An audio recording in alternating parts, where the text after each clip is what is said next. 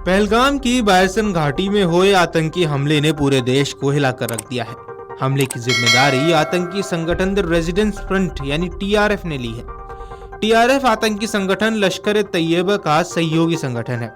इस हमले के मास्टरमाइंड का नाम भी अब सामने आ गया है। मीडिया रिपोर्ट्स में दावा किया जा रहा है कि इस पूरी घटना का मास्टरमाइंड आतंकी सैफुल्लाह खालिद है। जम्मू कश्मीर में लश्कर और टीआरएफ की आतंकी गतिविधियों को वही अंजाम दे रहा है। बताया जा रहा है कि सैफुल्लाह खालिद आतंकी हाफिज सईद का बेहद करीबी है। पाकिस्तानी सेना भी खालिद की मुट्ठी में रहती है। लश्कर तैयबा के डिप्टी चीफ सैफुल्लाह खालिद को सैफुल्लाह कसूरी के नाम से भी जाना जाता है।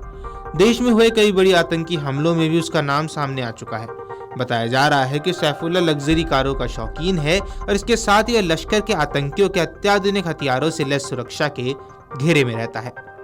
सैफुल्लाह खालिद की पाकिस्तानी सेना से भी काफी ज्यादा नजदीकियां हैं। पाकिस्तानी सेना पर उसका इतना प्रभाव है कि सेना उसका फूलों से स्वागत करती है। वह सेना के अधिकारियों की पूरी मदद करता है, साथ ही पाकिस्तानी सेना के जवानों को भारत के खिलाफ भड़काता है। पहलगाम आतंकी हमले से 2 महीने पहले सैफुल्लाह खालिद पाकिस्तान के पंजाब के कंगनपुर पहुंचा था। यहाँ उसे पाकिस्तानी सेना के कर्नल जाहिद जरीन खट्टर ने जिहादी भाषण देने के लिए वहां बुलाया था। वहां उसने पाकिस्तानी सेना को भारत के खिलाफ ज्यादा भड़काया था।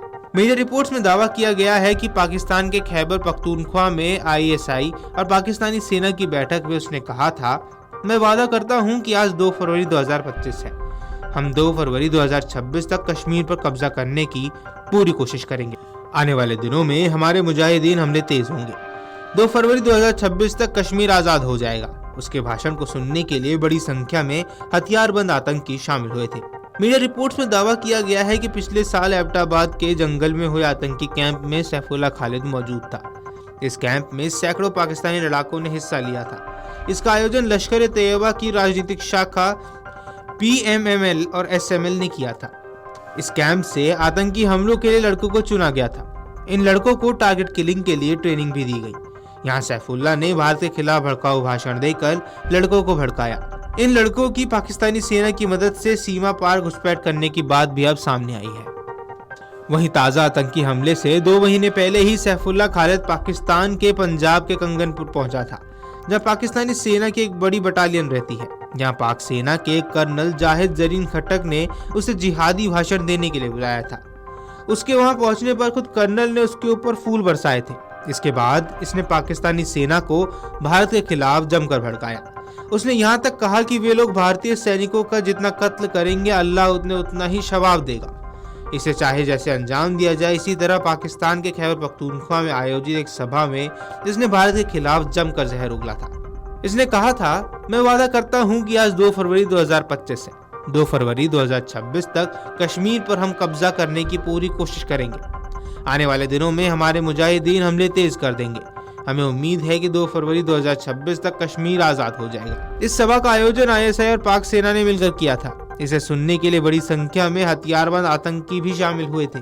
एक इंटेलिजेंस रिपोर्ट के अनुसार पिछले साल सैकड़ों पाकिस्तानी लड़कों ने एबटाबाद के जंगल में आयोजित एक कैंप में हिस्सा लिया था। इसे लश्कर तैयबा के पॉलिटिकल विंग ने आयोजित किया था। वहीं आपको बता दें कि 5 अगस्त 2019 को संविधान में संशोधन करके जम्मू कश्मीर से धारा 370 और 35A को हटाया गया था। इसके बाद पाकिस्तान स्थित आतंकी संगठनों लश्कर तैयबा और जैश ए मोहम्मद को कवर करने के लिए आईएसआई ने टीआरएफ यानी द रेजिडेंट फ्रंट का गठन किया था। पाकिस्तानी सेना इस आतंकी संगठन की मदद करती है। लश्कर की फंडिंग चैनलों का इस्तेमाल होता है। वहीं आपको बता दें कि 14 फरवरी 2019 को पुलवामा हमले के साथ इसकी कहानी शुरू हुई थी। कहा जाता है कि इस हमले से पहले ही इस आतंकी संगठन ने घाटी के अंदर अपने पैर पसारने शुरू कर दिए थे। धीरे धीरे ये संगठन अपनी ताकत को बढ़ाता चला गया और इसे पाकिस्तान समर्थित कुछ आतंकी संगठनों के साथ खुफिया एजेंसी आईएसआई का साथ मिल गया। 5 अगस्त 2019 को जैसे ही जम्मू कश्मीर से धारा 370 हटाई गई, यह संगठन पूरे कश्मीर में सक्रिय हो गया। Video desk Amar Ujala dot com. अगर आप ये वीडियो YouTube पर देख रहे हैं तो हमारे चैनल को सब्सक्राइब कर बेल आइकन दबाएं और Facebook पर देख रहे हैं तो हमारे पेज को लाइक करें। 8 मिलियन प्लस सब्सक्राइबर, आपके इस भरोसे के लिए बहुत धन्यवाद।